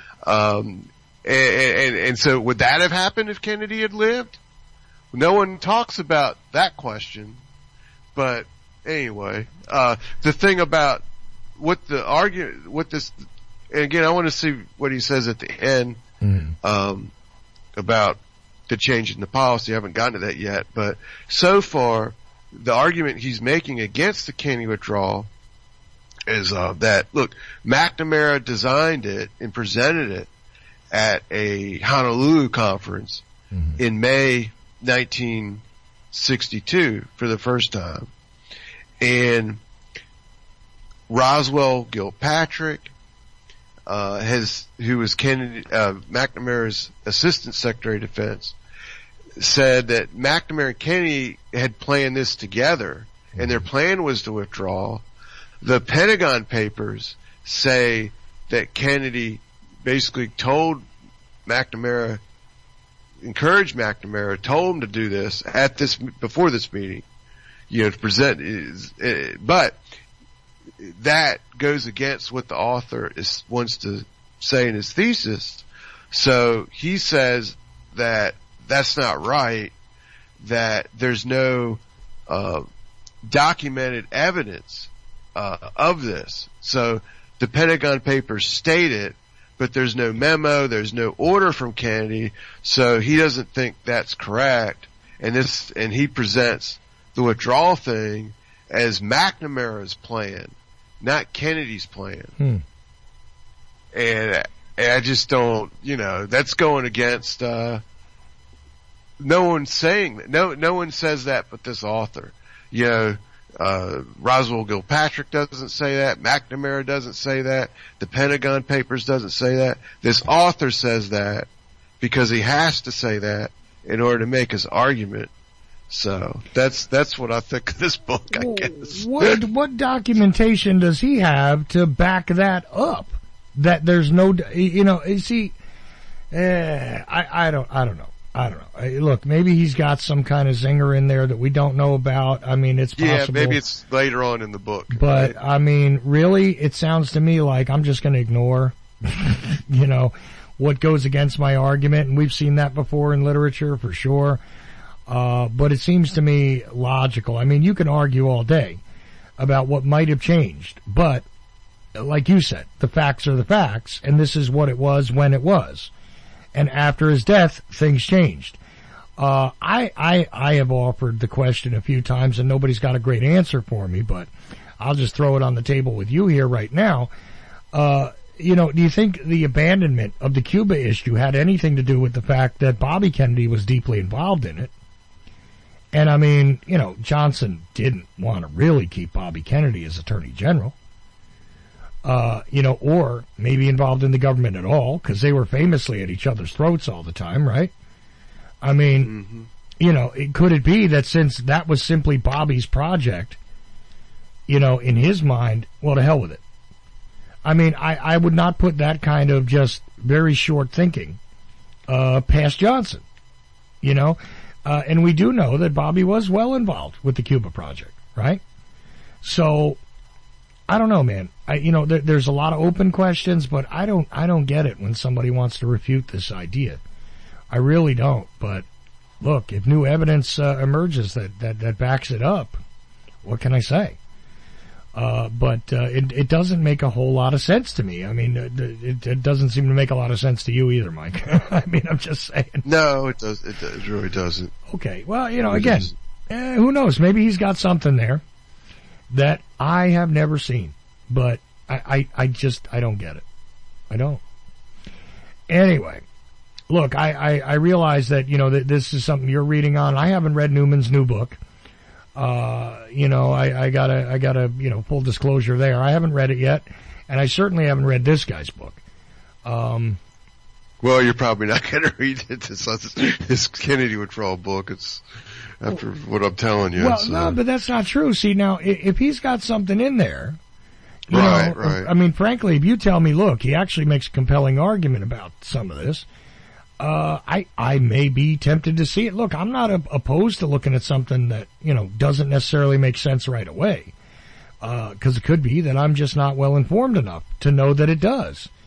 I can accept that. I mean, I gotta tell you, when I went on, Coast to Coast AM and I called in and got that guy who was trying to claim that, it was, DM's brother there, that his wife is the one who arranged for Kennedy to be assassinated, I mean, that's just a ridiculous claim. I mean, it's as payback for her husband's murder, she sent somebody to dispatch Kennedy. I mean, how ridiculous you want to get. When I hear stuff like that, I mean, look, I'm not going to bother reading whatever the hell that guy had out. I don't know if it was a website or a book or whatever, but who cares? It's stupid. Have you ever heard of that one, by the way? No, I've heard it, but I didn't know who said it or where, if anyone's written a book about it. That's to me, it's just like something thrown out there, Yeah, I don't remember if the guy was promoting a book or whatever, but I will tell you it was the 2012 Coast to Coast AM JFK special. Oh, okay. So, and in fact, you can hear the first phone caller on there where I started to tell this guy how ridiculous his claim was, and then they turned me down and let the guy yell at me. So I'm still talking. The guy can't hear me, and neither can the audience. I heard the podcast once a while ago, and it's really ridiculous sounding. It's like I just start to challenge the guy, and they turn me down. And that's what happened. I was the first caller on that show. So, but it was like, come on, man. Really? This is what... I was calling in thinking that I would talk to DiEugenio, actually, who was, I think, the planned second hour guest or something that night. Oh, okay. But I call in, I get this guy, and I'm telling you, it was like, I don't know if you got a book or if you've just been hit in the head, dude, but whatever it is, I don't know where you're getting this from. And I don't know, maybe I'll conclude the same thing if I look at this book that you're talking about. Did you buy a physical copy of that book? Oh yeah, I got a physical copy. Okay, yeah, well, that's the kind of thing you and I both tend to do. I did get in the mail today, Robert Grodin's, book, Absolute Proof. I got that in the mail today. But, great. Yeah, I haven't gotten a chance to look all the way through it, but I was just happy to see it show up, so, and look, it's, that's photographic evidence and stuff I can look at, at a later time. I'm gonna take a look at it. I've been wanting that book for years. So, kind of glad that I got a hold of it. But, yeah, I don't know. Maybe I will ask you about this other book and see. Well, if there's more, I'll have read it by the next time we talk the whole thing. So, right. Maybe there's tidbits in it that are interesting, and there's things about there's things that I don't think people are fully understand about a lot of this stuff yet. So. And you think he does a good, you think he does a good job showing you some of those things? Well, I'm not sure. I want to see what he has to say about. Okay. The NSAM 277, 273, and some of these things about when Johnson takes over. Mm-hmm. But one of the problems I have with the way this guy's writing, and he's not the only one that writes like this, mm-hmm. but I was taught when I was in college, it's a horrible way to write. Or a thing to do. I thought I always thought I was a good writer, and one of the professors I had ripped one of my papers apart and said, avoid using the word was as much as you can, and it'll read better. And that was something I learned. But then the other thing someone told me is really try to avoid writing sentences where you say what people are thinking. Cause you don't really know. In fact, it might be Walt Brown actually who told me that. But somebody did a long time ago. Right. Don't write things saying this person thinks this. And I don't do that in my books. I try to make it really clear when I'm speculating that someone is thinking something. No, you do an excellent job. And actually. I rarely do that. Yeah, no, you do an excellent job in your books. This is why I love your book, and why I was talking about your book before I ever had you on the show, is because it was so plainly and cleanly explained, everything in it, that it was like perfect. It was like a good way to not get us, all tied up in things like what people think. If somebody said it, and you have a way of verifying they said it, that's one thing. But as opposed to, what's in somebody's mind, the truth is, Mike, whether it's your wife or it's the guy down the street that you buy your newspaper from, it doesn't matter. You don't know what's in anybody's mind. Yeah, it's hard to know what's in your own. It's hard to know what's exact. That was my next point. You stole the punchline. That's okay though. It's hard to know what's in your own mind sometimes, right? So you claim to be, are you a psychic? I remember being admonished like that too, about, speaking about somebody thinking, and maybe it was Walt who did it. I mean, you can question, you can ask, I wonder what somebody was thinking, but to state it is a bad thing, because truth is, even if they told you something, it doesn't mean they told you what's actually on their mind. People lie, right? Too. Dr. House. You know what I'm saying? Yeah. It is one of those things. So, look, I know we have a very short segment here to deal with, and this is you, being on the show much later than normal. So I don't want to hold you up too long, but this was an interesting and unexpected discussion I didn't expect. And the reason why I have Mike on tonight is because he won't be available to me tomorrow. So it's very good to have you on tonight. And really, I'm very happy you brought this up. Is there anything else you want to get to before I let you go, though? Yeah, I want to throw one little tidbit that's in this Newman book, and like the thing about the Newman book, I don't have the knowledge or the expertise to have firm opinions on these moles and the big issues that he's writing about. Mm-hmm. It's just it's a tough subject. But he's got tidbits of stuff from the files, mm-hmm. and he's got a chapter in here about Oswald. When he defected to the Soviet Union, he was working in a factory in Minsk. Right. The Soviets put him up in a really nice apartment, and this is new to me. Maybe you know this, but I don't. The ARB discovered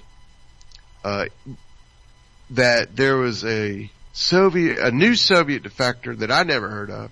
He defected in 1991, and he walked into a CIA station, and he made claims about Oswald and the assassination, and they're crazy.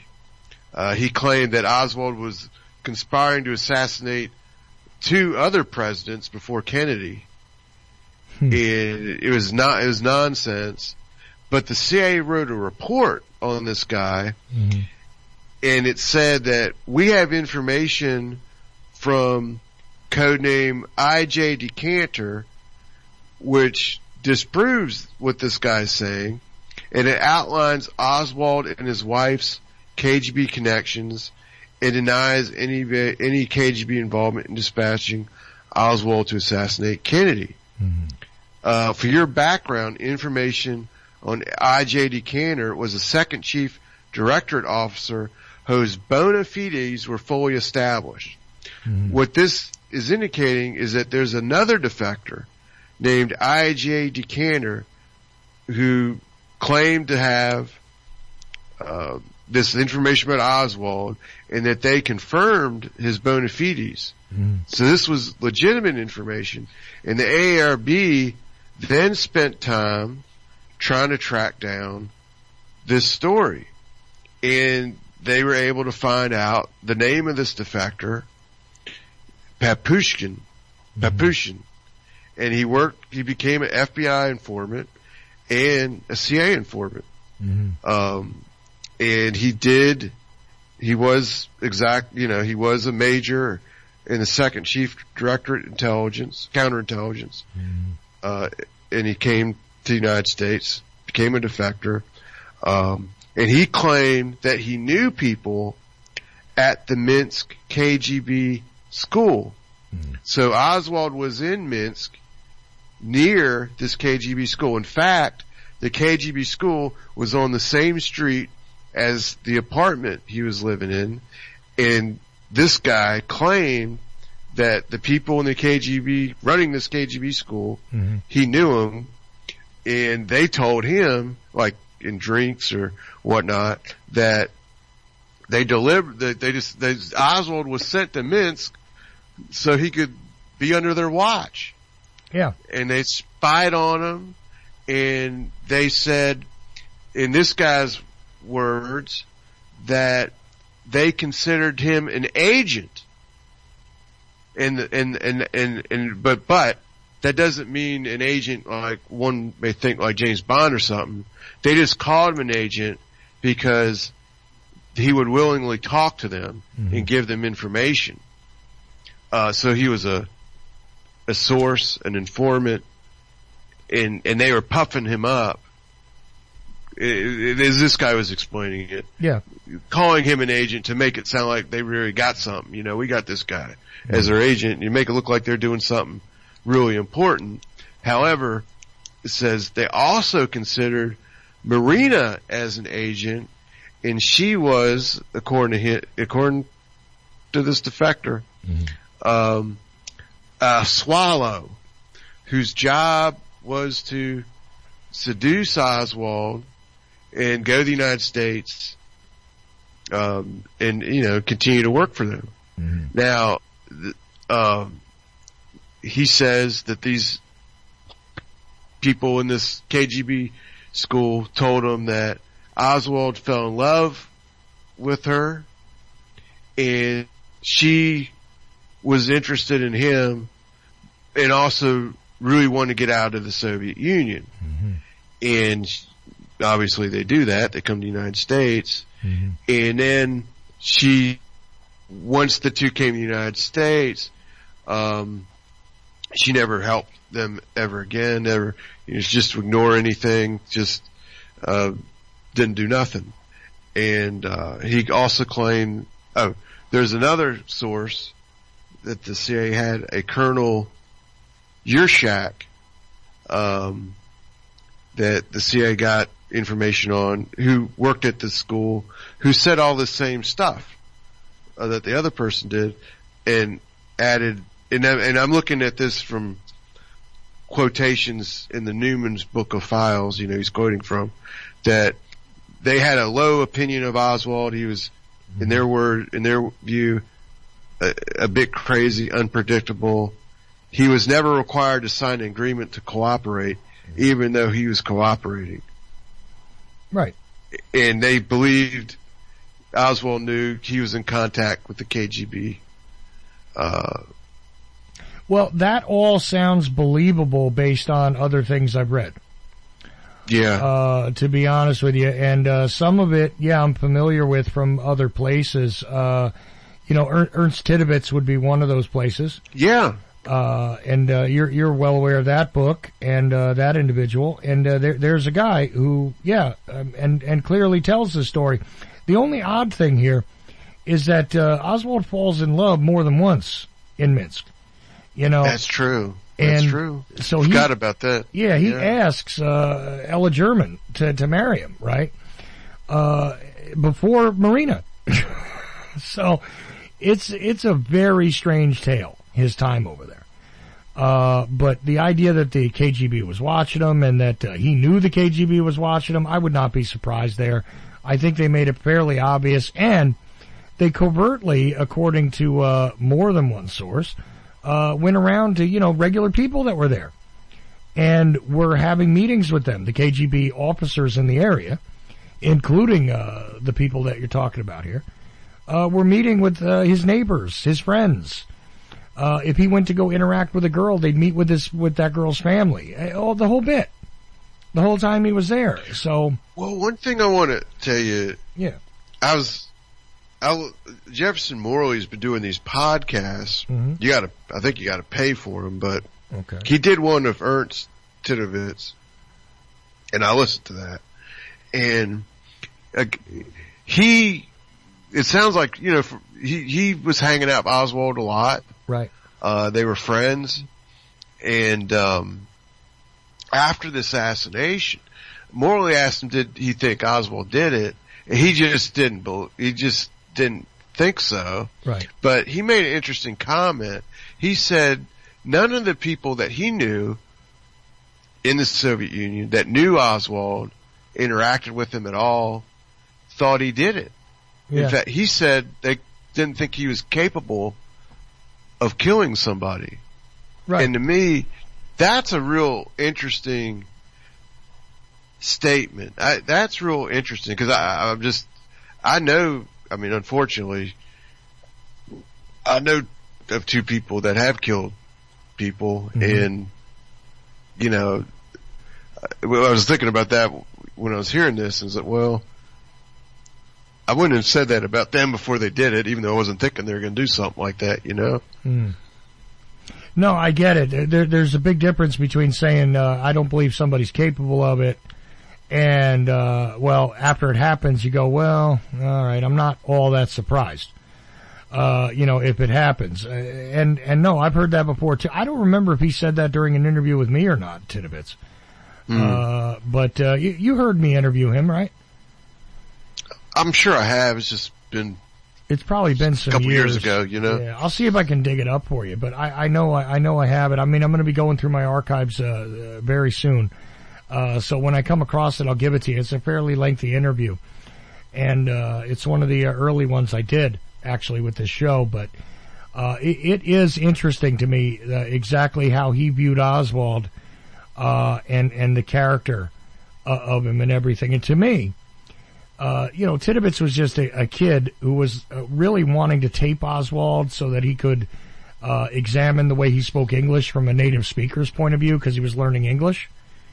But they also became friends and continued to be friends. And, Titovitz even wrote to him after he came back here and stuff like that. I'm just saying, it's a very interesting thing there, and his point of view on him, I think, is unique and sadly is often ignored by people that put together these, profiles, if you will, of Oswald, these psychological profiles, which I think are almost always incorrect. You know what I mean?